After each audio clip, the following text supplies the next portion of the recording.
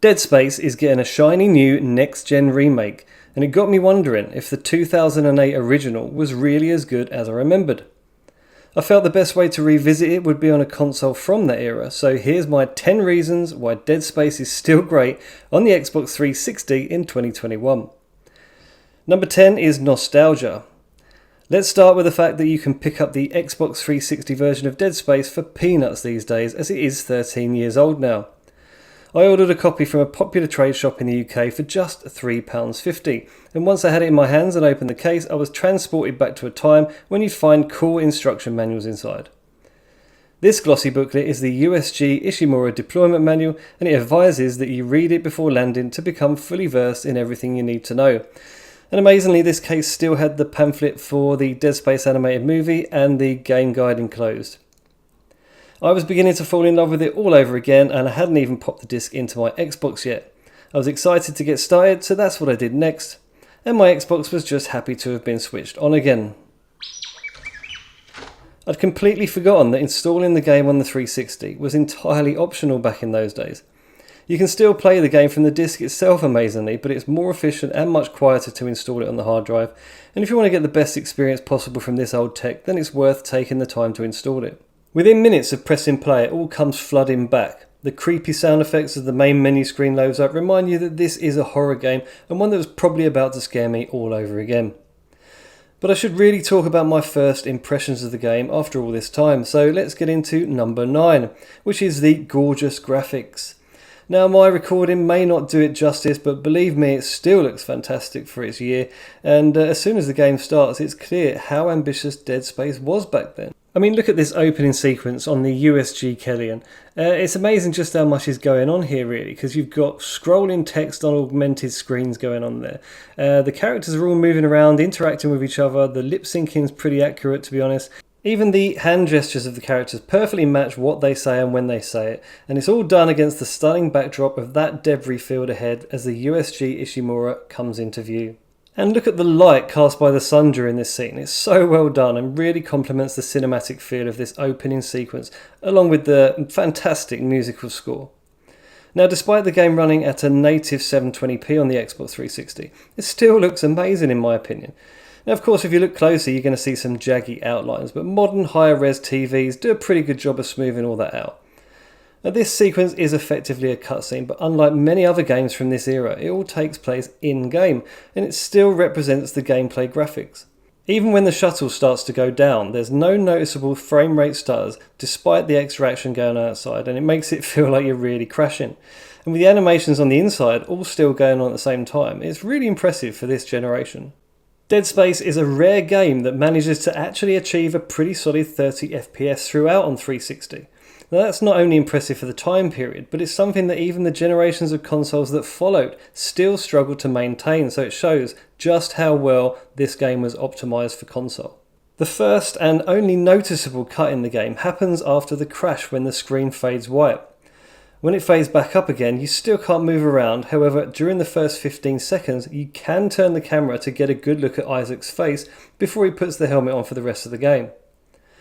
As soon as you step out into the Ishimura, you get a sense of the atmosphere and the amazing use of lighting effects. It all makes it feel especially realistic. I mean, check out this awesome lens flare looking back at the shuttle. There are way too many great graphical examples throughout the game, but seeing all of this in just the first few minutes is proof that a lot of love went into the design of this game. Now, I suppose we should get into what Dead Space is all about, as I'm sure there are many people who missed out on it the first time around due to being too young. And that leads us nicely onto number 8, the story. Of course, whether you used an Xbox 360 or not didn't affect how the story was told, and it could even be argued that the story is not really the strong point of Dead Space. I mean, you just get a few lines of text at the very beginning explaining why you're on the Kellyan, before then seeing a video log from Isaac's girlfriend Nicole, and it turns out that she's on the Ishimura, which further explains his reason for being on this trip. And that's pretty much all you get before being thrust headfirst into a living nightmare and having to run for your life. The story and the mystery of what went down on the Ishimura does unfold as the game progresses, but I'm not going to spoil the plot for you. Once you've survived the first encounter, Isaac basically gets on with his job as a systems engineer. and much like many other games, it involves being told to fix things, find things, and pretty much be their general dog's body. But it's all done in a way that makes it feel important, and there's no time to lose. Every time Kendra or Hammond appear on your display, they always seem like they're under pressure too, and you can see stuff happening in real time behind them. It also feels as though someone is one step ahead of you the whole time and trying to stop you, so that gives reason to there being one disaster after another. The rest of the story is mostly fleshed out with audio and video logs found around the ship, but honestly, the voice acting is so well done that it paints a convincing picture of what happened before you got here, and they are all well worth listening to in order to get the best experience. There are also brief encounters with various survivors here and there, and that helps fill the gaps too, and Isaac often has to complete certain tasks for them as well. And that brings us to number 7, the characters. So as I said, the voice acting in this game is top notch. The way that Hammond and Kendra communicate with Isaac via the heads-up display really does add to the feeling that things are going from bad to worse all the way through. Obviously, animating humans in computer games back in 2008 wasn't anywhere near as good as it is now. However, during the transmissions between the characters, the facial animations look so much more realistic. Peering through the little window into their situation with stuff going on around them is really convincing. You will learn more about the characters as the game progresses and often wonder if you can really trust them. But of course you've got no real choice in the matter, and the recurring survivors that you meet throughout the Ishimura often give more cause for concern in the short term. The main one you've got to look out for is Dr. Chalice Mercer. I mean, he straight up tells you his evil plan the first time you meet him. He also pops up several times throughout the game, and his presence is normally followed by Isaac having to run for his life, so this guy is definitely bad news. Despite not being a major character though, he's still brilliantly voiced and plays his part well. Not just as the bad guy, but also in teaching you about the religious motivations on the ship. Another character you'll meet later in the game is Dr. Terence Kyne, and his motivations are slightly less clear, so you do end up having to help him with certain tasks. It's a small part, but again he doesn't feel out of place. In fact, there are characters that only appear in video logs for a single scene, and they are just as convincing, so it's even stranger that given the talent used for the side characters here, that the developers chose not to use a voice for the main protagonist. That's right, Isaac doesn't talk at all in the original Dead Space. I honestly don't know why they did this, but I read that it may have been to make you feel like you were Isaac. But from a third person perspective, it just feels weird when he doesn't respond to the others and barely even reacts to any devastating news. They must have realised that this wasn't a popular decision though, as they did bring in Gunnar Wright to voice Isaac for the sequels. And fortunately, he's back on board for the Dead Space remake, so it's going to be interesting to see him interact fully with everyone and to see what dialogue they give him. Lastly, Isaac's girlfriend makes several appearances throughout the game, but it's left to you to wonder if all is as it seems, as each encounter always seems slightly creepy.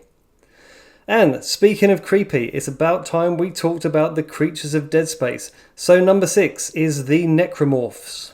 The Necromorphs are basically the reanimated dead crew members, though they're anything but regular zombies, because these are some of the most hellish creations ever seen in a video game, certainly at the time that Dead Space came out. And although they look, slightly less realistic in brighter environments, meeting him in the dark hides the limitations of the Xbox 360 really well, and their frenetic movements make them feel scarily real.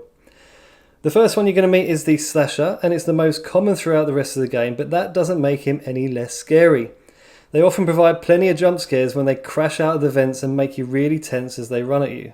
The main features of these guys are the huge blade-like bones protruding from their hands, which they use to slash at you, hence the name.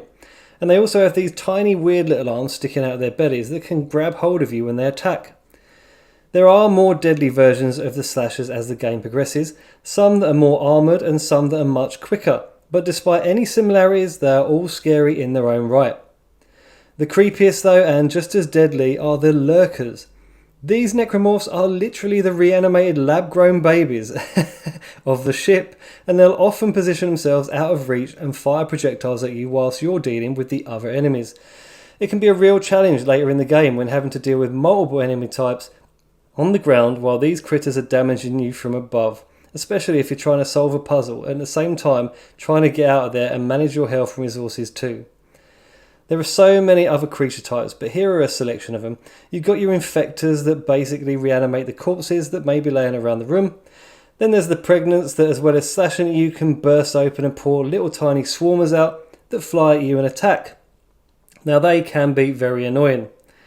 The Hunter truly is a nemesis type monster that not only stalks you relentlessly but regenerates after being dismembered, and also goes way over the top when it comes to killing Isaac with the most aggressive death animation in the game.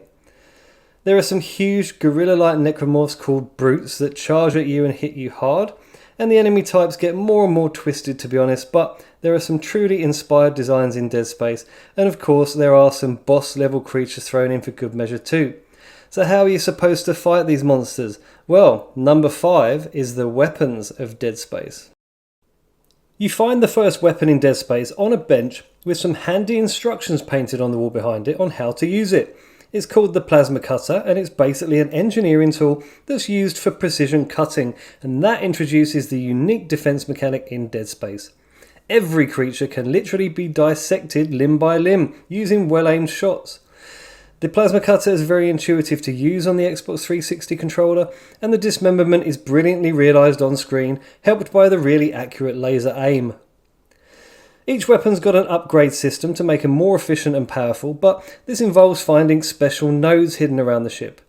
You can buy them from the shop, but they're expensive, and to be honest, there really aren't enough during a playthrough to max out more than one weapon and upgrade your suit, so you're kind of forced to pick a weapon of choice.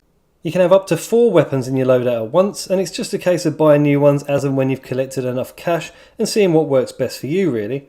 I personally found the plasma cutter, line gun and pulse rifle to be my go-to weapons, but that's not to say the other ones aren't good. I just think they'd be more enjoyable to use on a second playthrough, as after completing the game you carry everything over with you and you've got more room to upgrade. Your survival doesn't just rely on weapons alone though, and that brings us to number 4. Special abilities. Isaac has got some special abilities in the game in the form of kinesis and stasis. Stasis can be used to slow down fast moving obstacles in order to pass through them, but it can also be turned against the monsters. Hitting them with stasis gives you much more time to dismember them, but of course it's one more resource to manage, and unlike health there's no quick use option. So you have to try and pick your moment to open your inventory and select what you need in the midst of the action.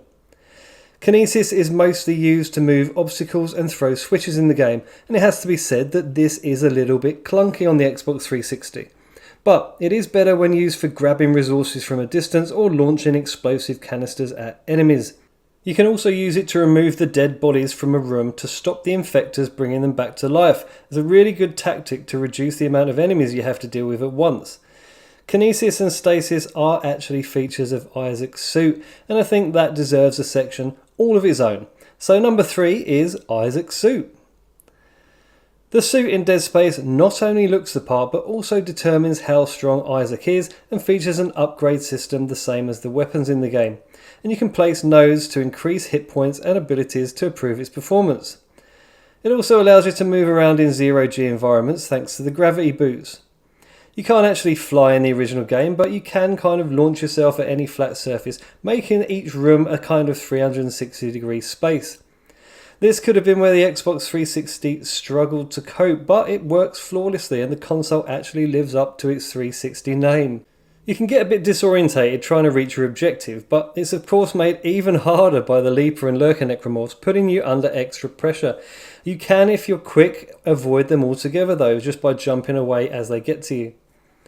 Some of the zero-G environments are also parts of the ship that have no oxygen, and that again adds another element of pressure as the timer quickly runs low, and if you don't have any air cans then it becomes a problem pretty fast. There are top-up points for oxygen and stasis near locations that require them, so it's best to use them where you can, but they go offline after use, so it's not a permanent fix to the situation. So I've mentioned the way the suit looks, and another awesome feature in Dead Space is that you can actually buy next level suits from the stores. They don't come cheap though, and quite often you're better off thinking about what resources you need before contemplating your new look, because otherwise you're going to find it hard to progress through the game. And because of this, it's unlikely you're going to be able to buy all of the suits in your first playthrough. There are 5 suit levels available, but at the end, when you've completed the game, there's a 6th one called the military suit. And yeah, it has to be said, this one's really badass. It's got a kind of skull-like helmet, and it's a shame that most people probably never even purchased it after completing Dead Space, and it would have been nice for it to have been an option earlier on. Moving on to number 2, I want to go with the sound design. Aside from the great graphics and lighting in Dead Space, the final element that makes it so immersive and realistic is the sound. Choosing a classical score is the best way to make a game or movie timeless, in my opinion, and the score for this game is fantastic, it has to be said. However, it's the sound effects that really make the atmosphere and the scares that build up the tension while you're playing. All of the mechanical sounds of various doors opening and then something clanging further down the corridor beyond, putting you instantly on edge, are things that add so much weight to the environments. There are random squelchy sounds and low growls that catch you off guard and literally make you spin around to check where it came from. And the Xbox 360 does a great job of making these effects sound multi-directional. The amount of work that went into the sound design in Dead Space is easy to overlook in some ways because it does such a great job of making you feel like you're right there in the scene that as a result you might not give it a second thought. The musical score also ramps up the tension as the more action-heavy sequences sound like they're right out of the movie Aliens at times. Running for your life with the thumping soundtrack egging you on is nothing short of movie quality, and again cements why this game is such a memorable classic in my eyes. And that brings us finally to number 1. So, is Dead Space still great on the Xbox 360? Well, it has to be said that I was pretty dubious about whether the game would even still be playable in 2021. I've tried various other classics recently and the characters felt floaty, the controls were horrible, and my memories of them were tainted by me replaying them. However, that was definitely not the case with Dead Space. A game that's absolutely stood the test of time and also given me a new respect for what that generation of consoles were capable of when developers made games that were this well optimized.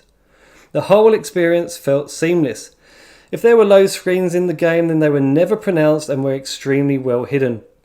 The Ishimura really did feel like a three-dimensional environment on multiple levels, and travelling from floor to floor or room to room really felt as though the entire ship was an open world to explore.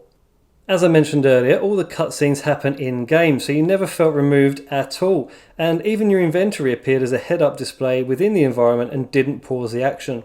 Also, upgrading equipment at benches was pretty seamless and used a cool animation to make it feel like it was all happening within the game. Much like when you leveled up Isaac's suit by stepping into the space that opens up behind the shop after purchasing it. The same can also be said for the save points too.